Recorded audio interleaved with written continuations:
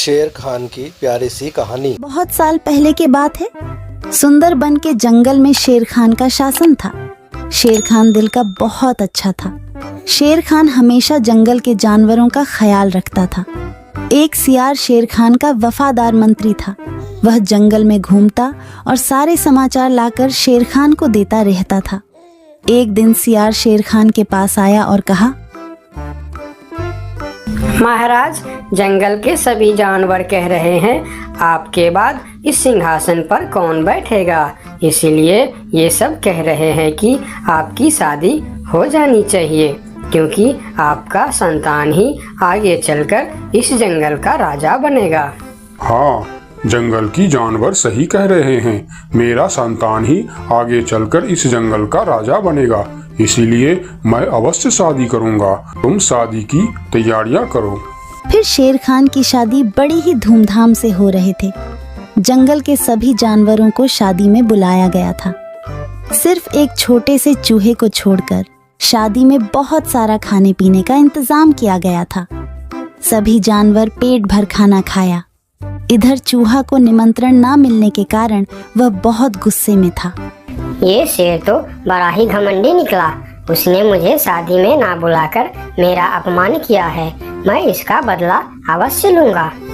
इस बात को लेकर चूहा बहुत ही नाराज था। वह मन ही मन सोचने लगा कि इसका बदला कैसे लिया जाए। कुछ देर सोचने के बाद वह एक योजना बनाता है। मैं भी शादी करूंगा। हाँ, मैं भी शादी करूंगा। बड़ी धूमधाम से शादी करूंगा और शादी में उस शेर को छोड़ के सभी को आमंत्रित करूंगा। हाँ, यही ठीक रहेगा। फिर चूहे ने शादी करने का फैसला कर लिया और वह अपने लिए एक दुल्हन ढूंढने निकल पड़ा। थोड़ी दूर जाने के बाद उसे एक दुल्हन दिखाई पड़ा।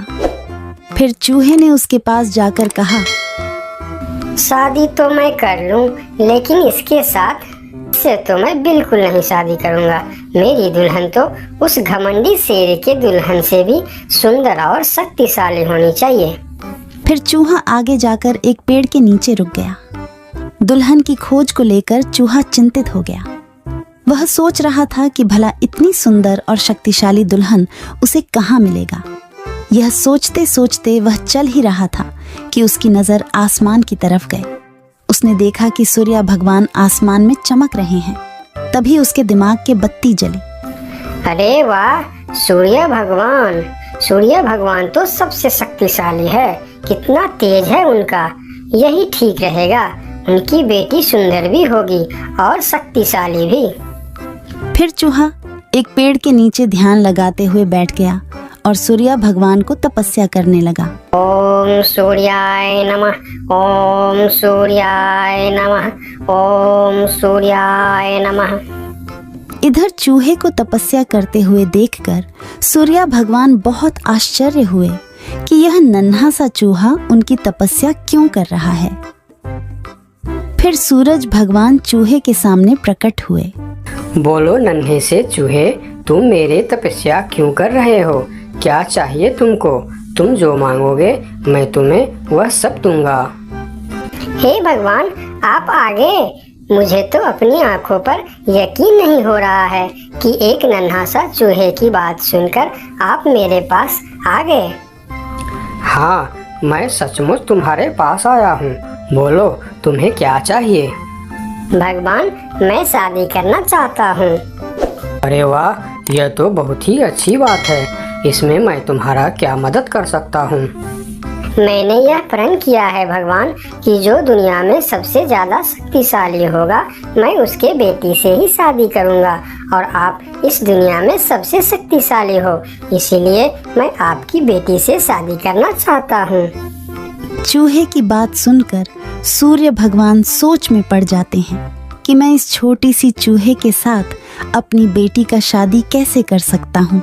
और फिर उन्होंने मन ही मन सोचने लगे, यह चूहा तो बिल्कुल पागल लग रहा है। इससे भला मैं अपनी बेटी की शादी कैसे करवा सकता हूँ?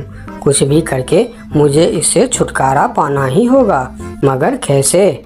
मुझे जल्दी कुछ करना पड़ेगा।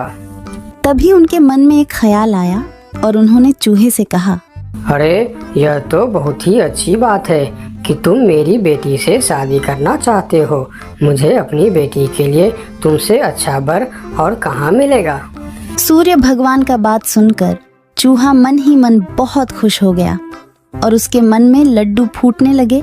तभी सूर्य भगवान बोलते हैं, लेकिन एक समस्या है, मैं दुनिया का सबसे शक्तिशाली नहीं हूँ और तुमने प्रण किया है कि जो दुनिया में सबसे ज़्यादा शक्तिशाली होगा तुम उसी के बेटी से शादी करोगे। अगर तुमने मेरी बेटी से शादी की तो तुम्हारा प्रण टूट जाएगा।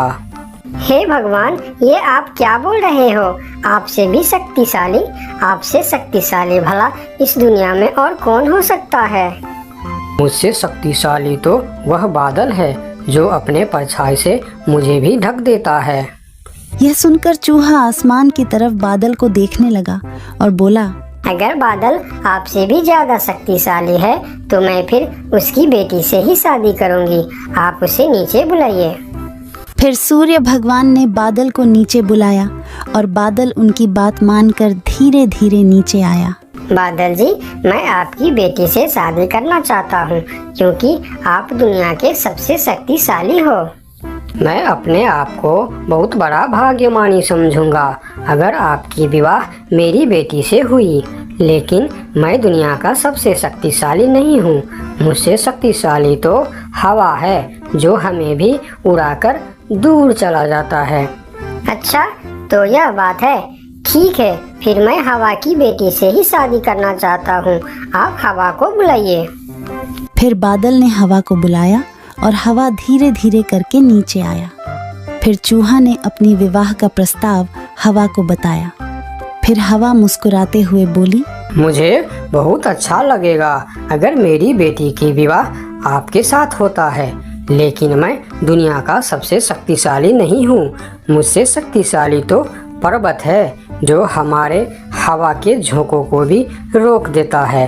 आप उनकी बेटी से ही शादी कीजिए।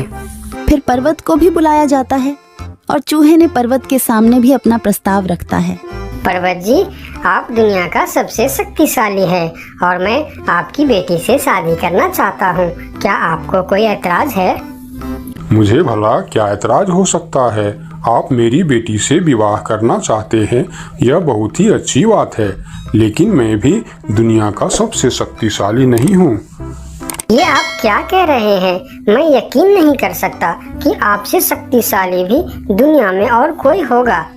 हाँ है, मेरे शिखर पर एक मोटा सा चूहा रहता है।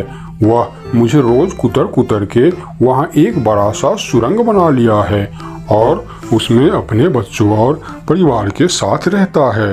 वह मुझसे भी शक्तिशाली है। आप उसी के बेटी से क्यों नहीं शादी कर लेते? अगर ऐसी बात है तो फिर आप मुझे ले चलो उसके पास। मैं उसके बेटी से ही शादी करना चाहता हूँ।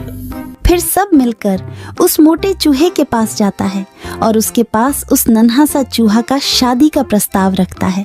फिर जब नन्हा चूहा उस मोटे चूहा की बेटी को देखते हैं तो वह उसे बहुत पसंद आता है और फिर उन दोनों का शादी बहुत ही धूमधाम से होता है। नन्हे चूहे ने जंगल की सारे जानवरों को निमंत्रण दिया, लेकिन शेर से बदला लेने के लिए उसने उनको निमंत्रण नहीं भेजा। जब शेर खान को इस बात की खबर होती है तो शेर खान बहुत ही गुस्सा हो जाता है और अगले दिन सियार को उस चूहे के पास भेजता है और बोलता है, उस चूहे को कल मेरी दरबार में हाजिर करो। अगले दिन सियार उस चूहे को बुलाने के लिए उसके घर पर जाता है। अरे चूहा भाई, तुमको शेर खान ने याद किया है, जल्दी चलो। चूहा सियार के साथ शेर खान के दरबार में जाता है। उसे देखते ही शेर खान चिल्लाकर बोलते हैं, क्यों रे चूहे, तुम्हारी इतनी बड़ी दुस्साहस? तुमने अपनी शादी में जंगल की सभी पक्षी और जानवरों को निमंत्रण दिया और तुमने मुझे बुलाना सही नहीं समझा। मैं इस जंगल का राजा हूँ और सबसे शक्तिशाली भी। अगर मैं चाहूँ तो तुमको एक झटके में खत्म कर सकता हूँ।